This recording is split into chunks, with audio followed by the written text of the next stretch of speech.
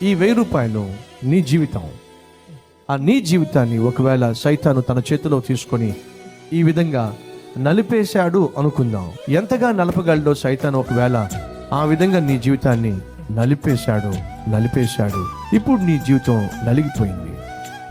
నీ జీవితం రూపురేఖలు కోల్పోయింది.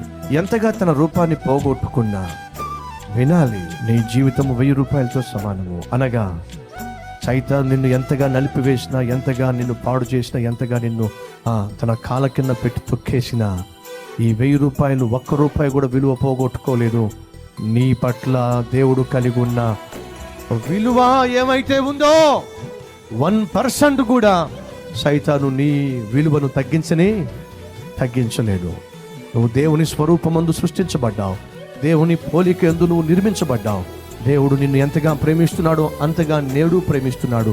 ఎంత విలువ అయితే నీకు ఇచ్చాడో అంత విలువ ఈరోజు ఇస్తున్నాడు. నువ్వు ఎంతగా పాడైపోయినా, పతనమైపోయినా